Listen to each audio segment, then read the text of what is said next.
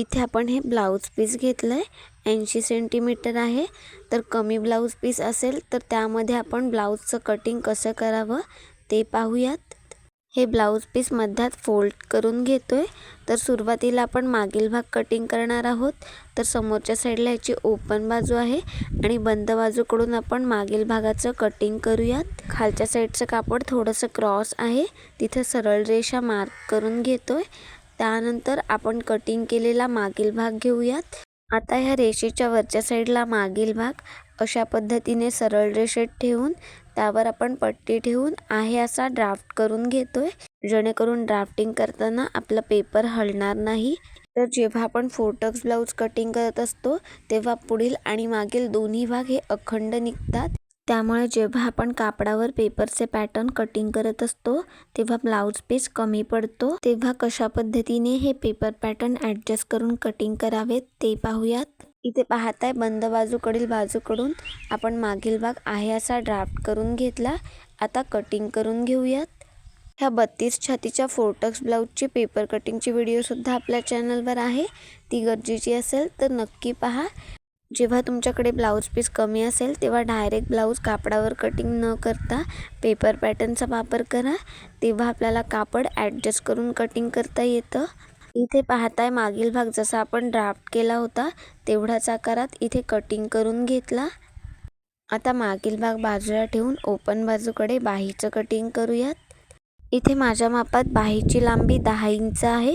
हा वयस्कर कस्टमरचा ब्लाऊज आहे, त्यामुळे बाहीची साईज सुद्धा मोठी आहे, तरी सुद्धा आपण एवढ्याशा कापडात ती ॲडजस्ट करणार आहोत। पाहताय इथे मी ओपन बाजूकडे बाही आहे अशी ठेवून ती मार्किंग करून घेते। तर जेव्हा आपण बिना अस्तरचा ब्लाऊज शिवत असतो तेव्हा ब्लाऊजचे इतर पार्ट आपल्याला मेन फॅब्रिकमध्ये कटिंग करायचे असतात। तर ते कशा पद्धतीने कटिंग करावे ते आपण स्टेप बाय स्टेप पाहतोय, तर व्हिडिओ स्किप न करता पहा, तेव्हाच तुमच्या लक्षात येईल। इथे पाहताय आपण बाहीचं संपूर्ण ड्राफ्टिंग करून घेतलं। आता आहे असं कटिंग करून घेतोय। या व्हिडिओसोबतच आपल्या चॅनलवर कटोरी, तुकडा कटोरी, 4 tucks princess cut, 3 piece princess cut असे बरेचसे ब्लाऊजचे पेपर कटिंगचे व्हिडिओज आहेत, ते गरजेचे असतील तर नक्की पहा। इथे आपण बाहीचं सुद्धा कटिंग करून घेतलं। पुन्हा आपल्याला ओपन बाजूकडे योकपट्टीचं कटिंग करायचं आहे। योकपट्टीमध्ये जे 1 इंच शिलाई मार्जिन लागतं ते इथे आपण मार्क करून घेतोय। ओपन बाजूकडून वरच्या साईडला 1 इंचाला मार्क करून इथं सरळ रेषा मार्क करून घेऊयात। जर तुम्ही पेपर कटिंग करत असताना त्यामध्ये मार्जिन घेतलं असेल तर इथे वाढवण्याची गरज नाही आहे, डायरेक्ट योकपट्टी कापडावर ठेवून ती ड्राफ्ट करून कटिंग करून घ्या। आता मार्किंग केलेला वरच्या साईडला योकपट्टीचा भाग आहे असा ठेवून तो ड्राफ्ट करून घेतोय। तर बिना अस्तरचा ब्लाऊज शिवत असताना आपल्याला 4 योग लागत असतात, तर पुढे आपण आणखीन 2 योग कटिंग करणार आहोत। ब्लाऊजसाठी जे बाहेरच्या साईडला योग जोडायला लागणार आहेत ते आपण मेन फॅब्रिकवर कटिंग करून घेतोय आणि आतल्या साईडसाठी आपण अस्तरवर कटिंग करणार आहोत। योकपट्टीचं ड्राफ्टिंग करून ते आहे असं कटिंग करून घेतोय। इथे पाहताय आपल्या योकपट्टीचं सुद्धा कटिंग करून झालं। त्यानंतर ओपन बाजूकडे पुढील मेन पार्ट ठेवतोय। योकपट्टी कटिंग केल्यानंतर समोरच्या साईडला जे कापड आहे तिथेच आपण पुढील मेन पार्ट ठेवून तो आहे असा ड्राफ्ट करून घेतोय।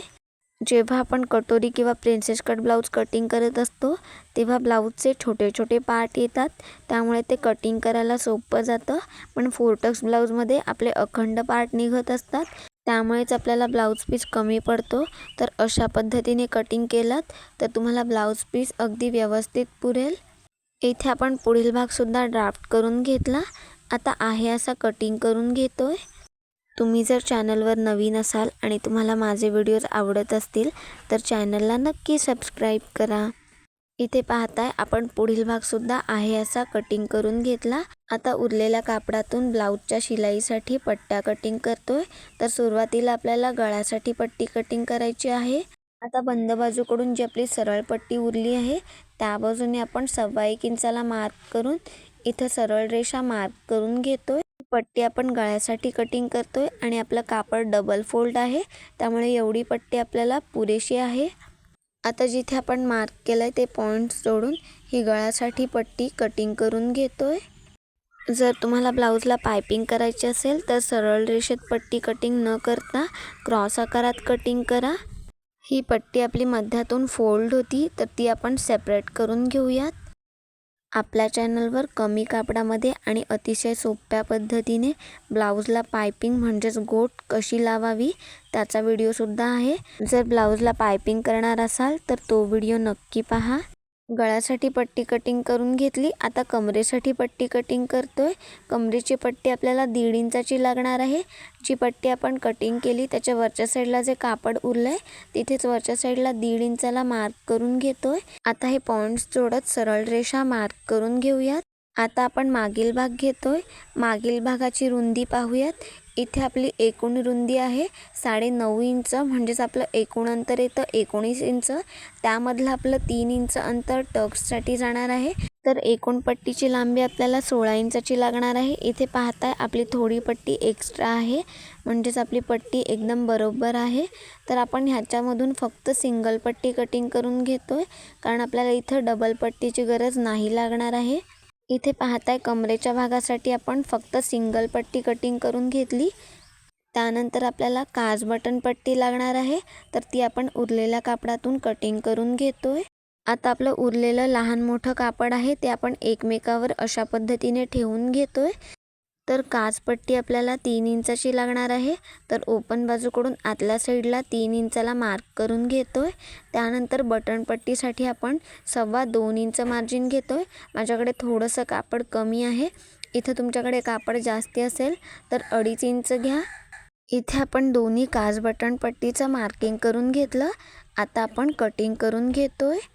काज बटन पट्टीची उंची घेत असताना थोडीशी एक्स्ट्राच घ्या, म्हणजे शिवण्यात कमी येणार नाही. आता आपल्याला मेन फॅब्रिकपासून कटिंग केलेली योकपट्टी घ्यायची आहे. तर आपल्याला आणखीन 2 योकपट्टी लागणार आहेत. तर त्या आपण अस्तरच्या भागातून कटिंग करतोय. ब्लाऊजला साधारण मॅच होईल असं अस्तर घ्या. आता आपले मूळ योक अस्तरच्या भागावर आहे असे ठेवून ते कटिंग करून घेतोय. जर तुम्हाला 4 टक्स ब्लाऊजची शिलाई पाहायची असेल तर तो व्हिडिओसुद्धा आपल्या चॅनलवर आहे, नक्की पहा. इथे आपण ब्लाऊजचे 4ही योक तयार करून घेतले. इथे आपण 80 सेंटीमीटर ब्लाऊज पीसमधून 4 टक्स ब्लाऊजचं संपूर्ण ड्राफ्टिंग कटिंग केलं. व्हिडिओ संपूर्ण पाहिल्याबद्दल मनापासून धन्यवाद.